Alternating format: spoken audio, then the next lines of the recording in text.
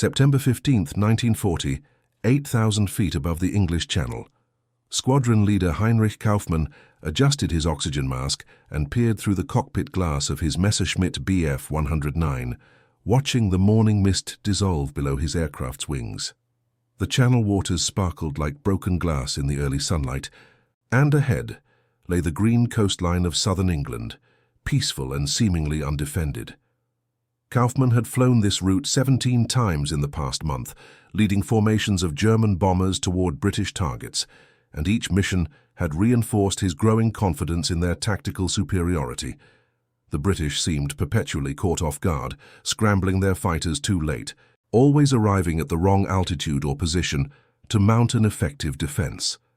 Before we dive into this story, make sure to subscribe to the channel and tell me in the comments where you're watching from. It really helps support the channel. What Kaufmann could not have imagined was that at that very moment, his aircraft was being tracked with pinpoint accuracy by a revolutionary technology that would transform the nature of aerial warfare forever, rendering his assumptions about British incompetence catastrophically wrong. 23 miles away, at a concrete bunker built into the Dover cliffs, Flight Sergeant Margaret Thornley watched a glowing green dot crawl across her radar screen with methodical precision. The cathode ray tube hummed softly in the underground chamber, its phosphorescent glow illuminating her concentrated features as she adjusted the fine-tuning controls. The dot represented Squadron Leader Kaufmann's formation of 24 aircraft. But Thornley knew details that the German pilot could never suspect: his exact altitude, airspeed, heading, and estimated time of arrival over the Kent countryside. She reached for the red telephone that connected directly to Fighter Command headquarters and spoke in the calm, measured tone that had become her trademark during 3 months of continuous operations. Biggin Hill Control. "This is Chain Home Dover," Thornley said into the receiver, her eyes never leaving the radar scope. "Large formation bearing 090 degrees, altitude 8,000 feet, range 20 miles and closing. Count approximately 24 aircraft, vector toward Canterbury. Request immediate scramble of available squadrons." The voice that responded belonged to Wing Commander James Holloway, a veteran pilot who had transitioned to ground operations after losing his left leg in a training accident the previous year. Holloway had initially been skeptical of this new radar technology, dismissing it as an expensive experiment that would never replace the time-tested methods of visual reconnaissance and coastal observers. However, 3 weeks of accurate tracking had transformed him into one of its most ardent supporters, and he now coordinated fighter interceptions with the precision of a chess master moving pieces across a board. "Dover Control acknowledged," Holloway replied, already reaching for another telephone to contact the dispersal huts, where pilots waited in their flying gear. "Scrambling 661 Squadron immediately. Vector them to patrol Canterbury at 9,000 feet. We'll catch them climbing." At Biggin Hill Aerodrome, 12 pilots sprinted across the grass toward their waiting Supermarine Spitfires, their parachutes bouncing against their backs as they ran. Flight Lieutenant David Morrison had been dozing in a wicker chair outside the dispersal hut, his flying helmet tilted over his eyes to block the morning sun, when the telephone's urgent ringing jolted him to full alertness. Morrison was 24 years old, a former solicitor from Edinburgh who had abandoned his law practice to join the Royal Air Force 6 months before the conflict began. He possessed an analytical mind that had served him well in legal research, and he approached aerial combat with the same methodical preparation he had once applied to complex litigation cases. "This is our chance to test the new intercept procedures," Morrison called to his wingman, Pilot Officer Timothy Walsh, as they reached their aircraft. Walsh was 19 years old, fresh from advanced flying training, and still overwhelmed by the responsibility of flying a fighter aircraft worth more than his father's annual salary. The young pilot had shot down 2 German bombers during the previous week, but each encounter had been a chaotic melee rather than the controlled intercept they were about to attempt. Morrison climbed into his Spitfire's cockpit and began the startup sequence with practiced efficiency. The Rolls-Royce Merlin engine caught on the second attempt, settling into a smooth idle that sent vibrations through the aluminum airframe. He checked his instruments methodically, oil pressure steady at 60 pounds per square inch, coolant temperature rising toward operating range. fuel indicating 360 gallons in the main tanks. The radio crackled to life as ground control provided vectors for the intercept, and Morrison felt the familiar combination of anticipation and focused calm that preceded combat. Meanwhile, Squadron Leader Kaufmann maintained formation with his bomber group, 24 Heinkel. He 111s flying in precise 3 aircraft elements toward their assigned target. Kaufmann flew escort in his Messerschmitt, positioned 500 feet above and slightly ahead of the bomber formation, constantly scanning the sky for British fighters that he expected to encounter only after crossing the English coast. His confidence stemmed from months of successful operations, during which German formations had penetrated British airspace with minimal opposition, often completing their missions before effective fighter response could be organized. Edelweiss Leader to all aircraft, Kaufmann transmitted over his radio, using the formation's call sign. Maintain cruise power and current heading. British radar installations are primitive and cannot detect formations at our current range. We should achieve complete tactical surprise over the target area. Kaufmann's assessment reflected the prevailing German intelligence estimates about British defensive capabilities.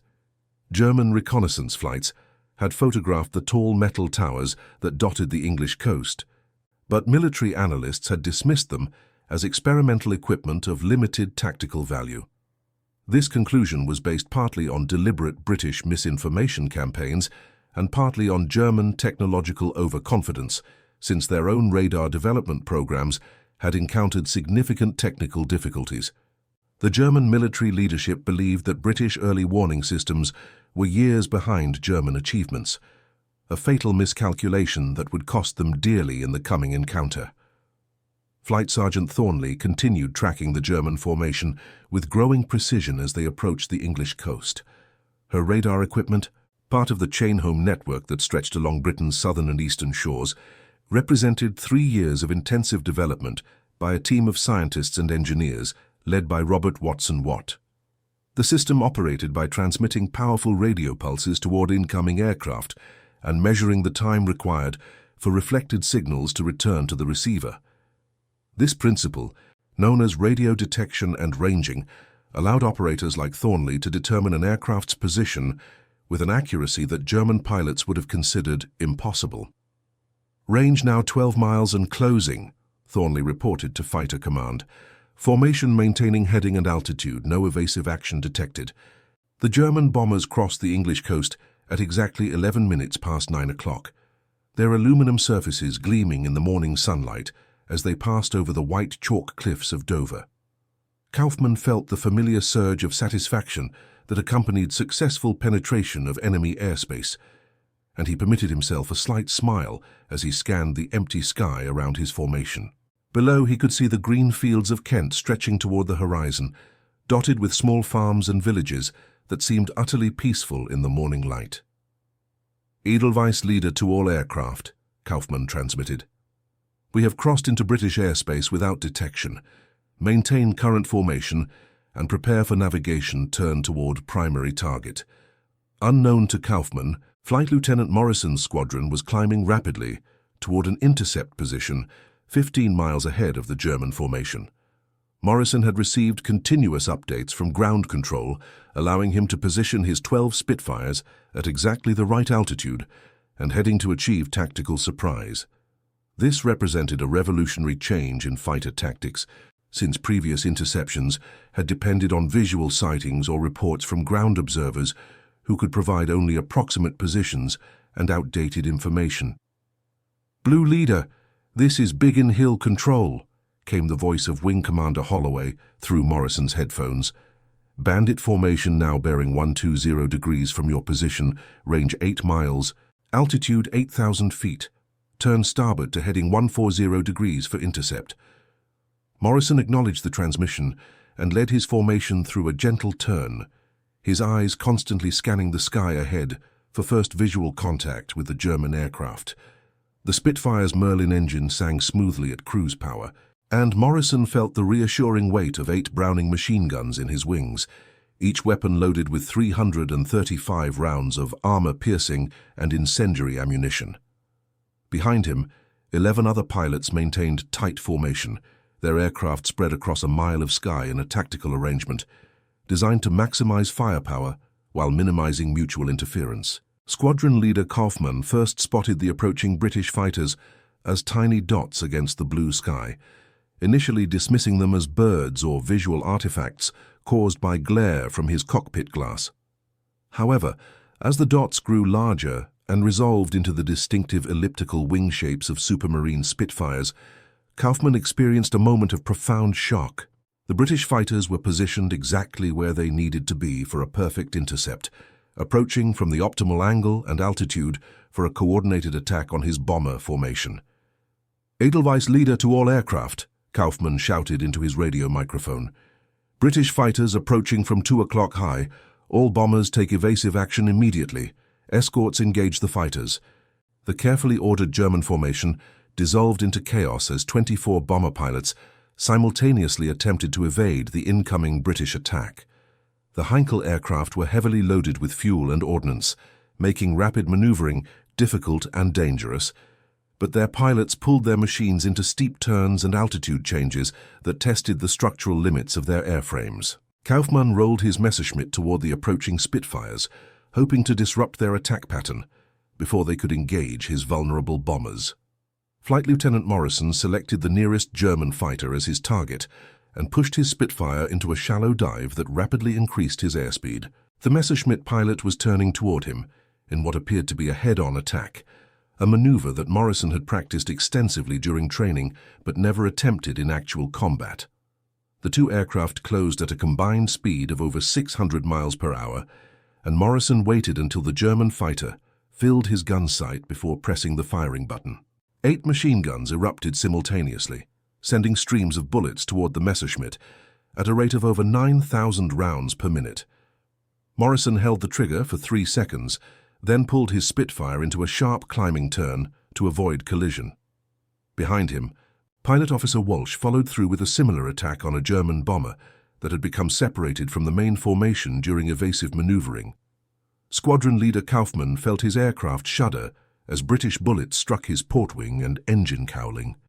The Messerschmitt's Daimler-Benz engine began running roughly, and a thin stream of coolant vapor appeared in his rearview mirror, indicating damage to the cooling system.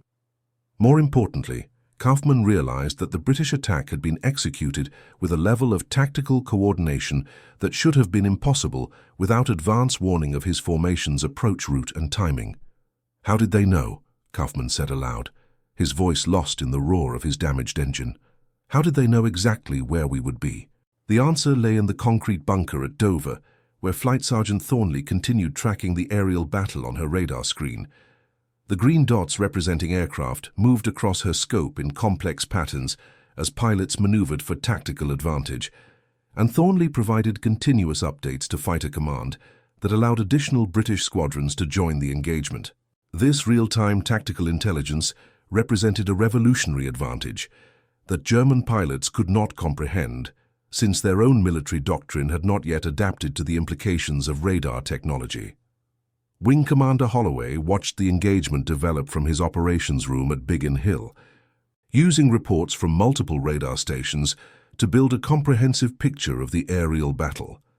A large plotting table dominated the center of the room, with colored markers representing friendly and hostile aircraft positions updated every few minutes by a team of uniformed plotters. Holloway could see that the German formation had been completely disrupted, with individual bombers scattered across 50 miles of Kent countryside as they attempted to evade British fighters. "Dover Control reports the hostile formation is breaking up," reported a young Women's Auxiliary Air Force officer seated at a telephone bank along the wall.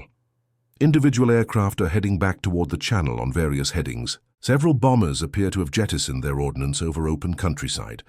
Holloway nodded with satisfaction, knowing that this successful intercept represented validation of months of training and equipment development. The British had achieved tactical surprise through technological superiority rather than luck or superior pilot skill, a fundamental shift in the balance of aerial warfare that German military planners had failed to anticipate. More importantly, the engagement demonstrated that British defensive preparations were far more advanced than German intelligence estimates had suggested. Squadron leader Kaufmann struggled to keep his damaged Messerschmitt airborne as he headed back toward the French coast. His engine was losing power steadily, and the control surfaces felt sluggish as hydraulic fluid leaked from damaged lines. Around him, the remnants of his once proud formation limped homeward in small groups, their mission abandoned and their confidence severely shaken. For the first time in months of successful operations, Kaufmann faced the possibility that German air superiority over British airspace was not as absolute as he had believed. The flight back to his base in northern France took 47 minutes, and Kaufmann used every minute to analyze what had gone wrong during the engagement.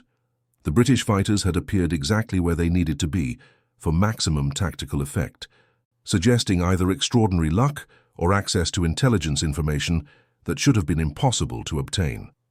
German operational security had been excellent, with flight plans distributed only hours before takeoff and radio communications maintained under strict protocols designed to prevent enemy interception. Kaufmann managed a successful emergency landing at his home aerodrome, his Messerschmitt's landing gear extending just before touchdown despite damage to the hydraulic system. Ground crews swarmed over his aircraft as soon as it rolled to a stop, documenting bullet holes and assessing repair requirements while Kaufmann climbed wearily from his cockpit. His commanding officer, Oberst Friedrich Weber, was waiting beside the aircraft with an expression of grave concern. "What happened up there, Kaufmann?" Weber asked without preamble. "We received radio reports of a successful channel crossing, then complete communications breakdown during what should have been a routine bombing mission." Kaufmann removed his flying helmet and ran a hand through his sweat-soaked hair before answering. Weber was an experienced pilot who had commanded fighter squadrons during the previous conflict, and Kaufmann respected his tactical judgment enough to speak with complete honesty about the morning's events. "The British were waiting for us, sir," Kaufmann replied slowly. "They knew exactly where we would be and when we would arrive. Their fighters achieved perfect intercept position before we even saw them. Either we have a security breach in our operational planning, or the British have developed capabilities that our intelligence services have completely failed to detect." Weber listened to Kaufmann's account with growing unease, recognizing implications that extended far beyond a single failed mission. If British defensive capabilities were significantly more advanced than German assessments suggested, then fundamental assumptions about air superiority would need to be reconsidered. The success of future operations depended on accurate intelligence about enemy capabilities, and Weber suspected that German military planners had been operating with dangerously outdated information. Meanwhile, at the Chainholm radar station in Dover, Flight Sergeant Thornley completed her post-engagement report with meticulous attention to detail. Her documentation would become part of a comprehensive analysis conducted by British intelligence services to assess the effectiveness of radar-directed fighter interceptions. The morning's engagement had demonstrated that early warning systems could provide tactical advantages that transformed the fundamental nature of aerial warfare. "Total engagement time 14 minutes, Thornley wrote in her logbook. "Hostile formation completely dispersed with no bombs delivered on target. Friendly casualties nil. Radar tracking maintained throughout engagement with continuous vector updates provided to intercepting fighters." The statistical summary revealed the true significance of the morning's events. A German bomber formation that should have delivered thousands of pounds of high-explosive ordnance on British targets had been neutralized without causing any damage to strategic installations or civilian areas. More importantly, the engagement had been achieved through technological superiority rather than numerical advantage, suggesting that British defensive preparations were more effective than German planners had anticipated. Dr. Robert Watson Watt received a detailed briefing about the Dover engagement at his research facility in Malvern later that afternoon. Watson Watt had led the British radar development program since 1935, transforming theoretical principles into operational equipment that now protected the entire southern coast of England. The morning's successful intercept represented vindication of his team's efforts and demonstration that radar technology had matured beyond experimental status into a decisive military capability. This engagement proves that radar can provide tactical warning with sufficient accuracy for effective fighter direction, Watson Watt told his assembled research team. The German formation was tracked from initial detection through combat resolution, with continuous position updates enabling our fighters to achieve perfect intercept geometry. We have achieved a fundamental advantage in defensive operations. The broader implications of radar-directed interceptions extended beyond individual tactical engagements to strategic considerations that would influence the course of the entire conflict. German air operations had depended on achieving tactical surprise through superior timing and route planning. But radar technology eliminated the possibility of undetected approaches over British territory. This meant that German bomber formations would face coordinated fighter opposition regardless of weather conditions, time of day, or approach routes selected. Squadron leader Kaufmann spent the evening writing a detailed mission report that would eventually reach the highest levels of German military command.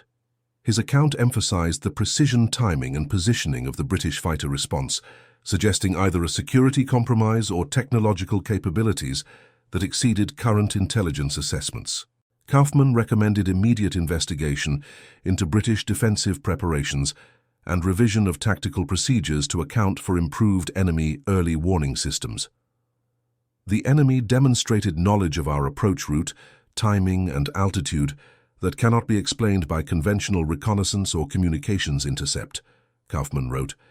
Their fighters achieved intercept position with mathematical precision, suggesting access to real-time tracking information of unprecedented accuracy.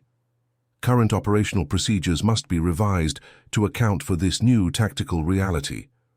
Kaufmann's report would eventually contribute to German recognition that British defensive capabilities had been seriously underestimated. But this realization came too late to influence the outcome of sustained air operations over England. The chain-home radar network continued to provide early warning for successful fighter interceptions throughout the autumn of 1940, gradually eroding German confidence in their ability to achieve air superiority over British territory. Flight Lieutenant Morrison completed his post-mission debriefing with intelligence officers who were particularly interested in the tactical effectiveness of radar-directed interceptions. Morrison's squadron had achieved complete tactical surprise against the German formation, demonstrating that early warning information could be translated into decisive tactical advantages. His detailed account would influence fighter tactics development and training programs for the remainder of the conflict. The intercept was executed exactly as briefed, Morrison told the debriefing team. Ground control provided vectors that placed us in perfect position for the initial attack. The German formation appeared to be completely surprised by our approach, suggesting they had no advance warning of our presence. This represents a fundamental change in fighter operations. Morrison's assessment highlighted the revolutionary nature of radar-controlled interceptions, which transformed fighter aircraft from reactive defenders into precisely directed interceptors. Previous defensive tactics had required fighters to patrol likely approach routes and hope to encounter hostile formations through visual contact, but radar direction enabled fighters to conserve fuel and arrive at intercept positions with tactical advantage already established. The evening briefing at Fighter Command Headquarters reviewed the day's operations with particular attention to lessons learned from radar-directed engagements. Air Chief Marshal Hugh Dowding, the architect of British fighter defence systems, examined tactical reports and statistical summaries that documented the effectiveness of integrated early warning and fighter direction procedures. The successful intercept over Kent represented validation of defensive preparations that had been under development for 3 years. Today's engagement demonstrates that our defensive preparations have achieved their intended capability, Dowding told his senior staff officers. Radar early warning combined with effective fighter direction has neutralized the enemy's primary tactical advantage. We can now engage hostile formations under conditions that favor our fighters rather than simply reacting to enemy initiatives. Dowding's analysis proved prescient as subsequent air engagements throughout the autumn of 1940 followed similar patterns.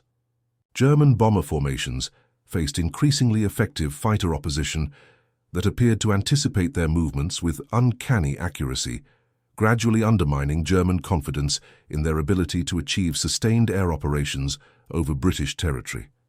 The technological advantage provided by radar early warning became a decisive factor in British defensive success. Dr. Watson Watt continued refining radar technology throughout the conflict, developing improved equipment that provided even greater accuracy and range than the original chain-home installations. His team's work expanded beyond early warning to include radar systems for fighter aircraft themselves, enabling night operations and all-weather interceptions that further reduced German operational effectiveness. The morning engagement over Kent had been just the beginning of a technological revolution that would influence military aviation for decades to come. Squadron leader Kaufmann flew 17 more missions over British territory during the following 2 months, but never again achieved the tactical surprise that had characterized German operations during the early summer of 1940. British fighters appeared with increasing frequency and precision, always positioned for maximum tactical advantage and always demonstrating knowledge of German approach routes and timing that seemed impossible to explain through conventional intelligence gathering. By November 1940, Kaufmann had reached the conclusion that British defensive capabilities represented a quantum leap in military technology that German intelligence services had completely failed to detect. His squadron's mission success rate had declined to less than 20%, with most operations abandoned due to overwhelming fighter opposition that appeared regardless of weather conditions, approach routes, or tactical deception attempts. "We are fighting an enemy who can see us coming from distances that should be impossible," Kaufmann confided to his wingman during a December mission briefing. "They know exactly where we are and where we are going before we cross their coast. Until we understand how they achieve this capability, our operations will continue to fail." Kaufmann's assessment reflected the growing realization among German aircrews that British defensive preparations were far more sophisticated than originally anticipated. The radar network that had tracked his formation during that September morning represented just one component of an integrated defensive system that combined early warning, fighter direction, and coordinated ground control into a unified response capability that German military doctrine had not prepared them to face. The long-term impact of radar technology extended far beyond the specific engagement over Kent to influence the fundamental balance of aerial warfare. German confidence in their ability to achieve air superiority over British territory gradually eroded as radar-directed fighter interceptions became routine rather than exceptional. By the spring of 1941, sustained daylight bombing operations over England had become prohibitively expensive in terms of aircraft and crew losses, forcing German military planners to abandon their original strategic objectives. Flight Sergeant Margaret Thornley received official recognition for her role in developing effective radar operations procedures, but her most significant contribution was demonstrating that complex electronic equipment could be operated reliably under combat conditions by properly trained personnel. Her calm professionalism during the September engagement became a model for radar operators throughout the chain-home network, contributing to the overall effectiveness of British defensive operations. The concrete bunker at Dover continued operations throughout the conflict, tracking thousands of aircraft and providing early warning for hundreds of successful fighter interceptions. The technology that had seemed experimental and uncertain during the summer of 1939 had matured into a decisive military capability that transformed the nature of aerial warfare. Squadron leader Kaufmann's confident assumption about German invisibility had been proven catastrophically wrong by a revolution in defensive technology that changed military aviation forever. Years later, when post-conflict analysis revealed the full extent of British radar capabilities, Kaufmann would understand why his formation had been intercepted with such devastating precision on that September morning. The glowing green dots on Flight Sergeant Thornley's radar screen had represented more than simple target tracking. They had marked the beginning of a new era in military technology, where electronic systems provided advantages that human skill and courage alone could not overcome. And that concludes our story. If you made it this far, please share your thoughts in the comments. What part of this historical account surprised you most? Don't forget to subscribe for more untold stories from World War II and check out the video on screen for another incredible tale from history. Until next time.